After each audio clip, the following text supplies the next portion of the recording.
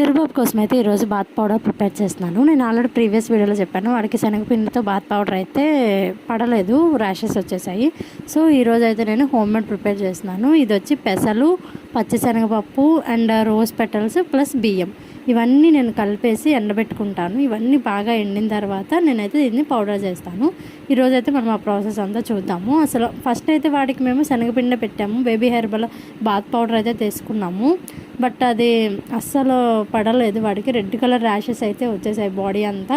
So ఇది ఒకసారి prepare చేసి ట్రై చేసాము ఒక 10 days నుంచి. బట్ ఇది బాగా వర్కౌట్ అయింది, వాడి స్కిన్ కూడా చాలా స్మూత్గా అయ్యింది. సో ఇదైతే బాగా వర్కౌట్ అవుతుందని చెప్పి మళ్ళీ ఇదైతే నేను ప్రిపేర్ చేసినాను. ఇంతకుముందు చాలా తక్కువ చేసాము, ఎందుకంటే అసలు పడిద్దో లేదో చూద్దాము అని చెప్పి. ఇది పడింది, సో అందుకని మళ్ళీ ప్రిపేర్ చేద్దామని చెప్పి ఈరోజైతే ప్రిపేర్ చేసినా. మీకు కూడా ఒకసారి చూపిస్తే మీకు కూడా తెలిసింది కదా. ఒకవేళ శనగపిండి పన్నోళ్ళు ఒకసారి ఇలా ట్రై చేసి మీ బేబీస్కి అయితే ట్రై చేయండి.